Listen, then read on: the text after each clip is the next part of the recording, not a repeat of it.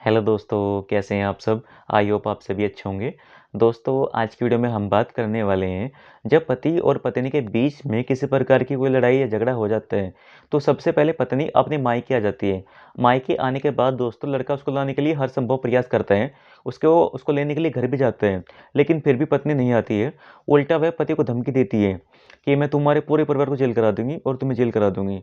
तो दोस्तों ऐसी स्थिति में लड़का परेशान हो जाता है कि पत्नी बिल्कुल भी नहीं आ रही है हमारे साथ में और हम परेशान हो रहे हैं। उल्टा पत्नी धमकी देती है हमें। तो ऐसे इससे बचने के लिए दोस्तों वो अपनी पत्नी को लाने के लिए एकमात्र सेक्शन 9 का केस फाइल कर देते हैं, जो कि केवल पत्नी को लाने के लिए होता है। और दोस्तों इस केस में कोर्ट से प्रेयर करते हैं कि मेरी पत्नी बिना किसी कारण के, बिना किसी उचित कारण के अपने घर चली गई है। मैं उसको अब भी अपने साथ रखना चाहता हूँ, लेकिन फिर भी पत्नी मेरे पास नहीं आना चाहती है। तो दोस्तों जैसे ही इस केस में पत्नी के पास में समन जाते हैं, यानी उसके पास में नोटिस इश्यू होते हैं, तो नोटिस देखने के बाद दोस्तों पत्नी तेवर में आ जाती है। वो ये बोलती अच्छा केस कर दिया मेरे खिलाफ। उसके बाद दोस्तों फिर पत्नी अपने पति के खिलाफ में बहुत सारे झूठे केस कर देती है। चाहे वह डीवी एक्ट का हुआ या फिर 125 सीआरपीसी से केस फाइल कर देती है। और दोस्तों उसमें अपने गुज़ारे भत्ते की माँग करती है। वह कोर्ट से बोलती है कि मैं अपना और अपने बच्चों का भरण-पोषण उठाने में बिल्कुल असमर्थ हूँ और मेरा पति इस जॉब पर है और मैं बिल्कुल बेरोज़गार हूँ। तो ऐसे में मुझे पर मंथ एक मोटी धनराशि की दोस्तों जिसे माँग करती है वो, ये दिलाया जाए पति से। उसके बाद दोस्तों केस फाइल करने के बाद में दोस्तों पति के पास समन जाता है। पति कोर्ट से प्रे करते हैं कि किस बात का खर्चा? मैं तो अपनी पत्नी को लाने के लिए तैयार हूँ और उसको हर संभव जो खर्चा बैठता है उसका मैं हर दूँगा। लेकिन फिर भी दोस्तों कोर्ट उसकी बातों पर कोई विचार नहीं करता। पति कोर्ट से कहता रहता है कि मैं तो उसको लाने के लिए प्रयास कर रहा हूँ, तो उसको मेरे पास भिजवाइए। और वहीं ये बोलता है कि मेरे पास कोई कमाई का साधन नहीं है। बल्कि मेरी पत्नी एक पढ़ी लिखी महिला है, जो कि वह आराम से अपना भरण-पोषण कर सकती है। और कभी-कभी ये भी बात कहते हैं कि मेरी पत्नी के अनैतिक संबंध है, यानी वह अडल्टरी में रह रही है, इसलिए मेरे पास में नहीं आना चाहती है।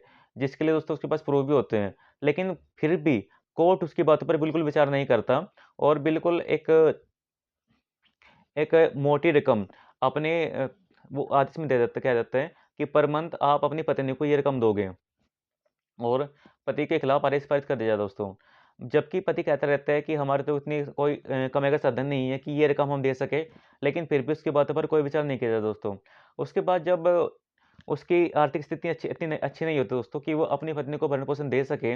इसके बाद दोस्तों जब पत्नी को लगता है कि पति पैसे नहीं दे रहा है, तो उसके बाद में दोस्तों वो कोर्ट से कहती है और 125 सीआरपी से केस फाइल कर देती है, जिसमें वो कोर्ट से बोलती है कि आपने जो भी ये आदेश पारित किया गया था, इसकी कंप्लाइंस नहीं हो रही है और लिहाज़ा कोर्ट के द्वारा उसकी कंप्लाइंस कराने के लिए केस फाइल कर देती है, जिसको हम रिकवरी सूट बोलते हैं। उसके बाद दोस्तों रिकवरी वारंट पति के पास जाते हैं और पुलिस उसको लेके आती है। उसके बाद फिर दोस्तों या तो पत्नी को पैसे दे या फिर जेल जाए। दोनों में से दोस्तों फिर एक काम होता है। तो दोस्तों अब हम बात करने वाले हैं जो कि एक हमारा जो भरण-पोषण कानून बनाया गया दोस्तों, वो पत्नी के लिए था।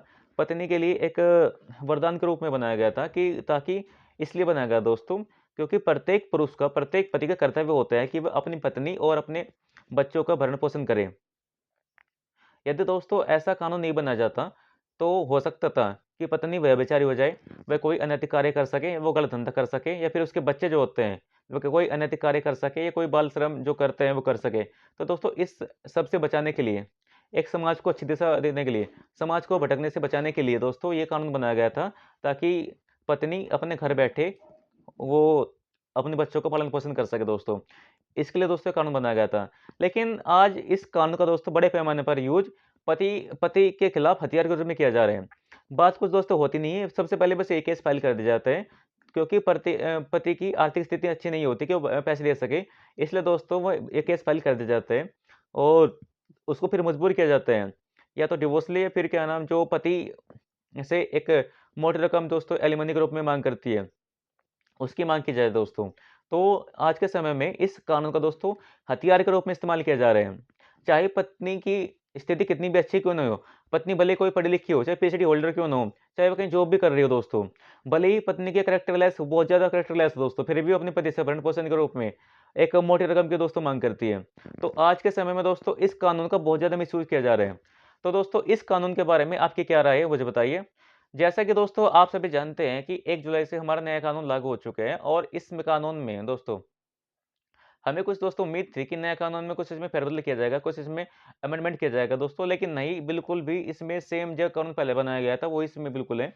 इसमें कोई भी दोस्तों चेंज नहीं किया गया। तो दोस्तों इस कानून के बारे में आपकी क्या राय है मुझे बताइए? कमेंट करके बताइए दोस्तों। अगर आपको मेरी ये वीडियो अच्छी लगी तो कृपया मेरे चैनल को सब्सक्राइब कीजिए, वीडियो को लाइक कीजिए। धन्यवाद दोस्तों।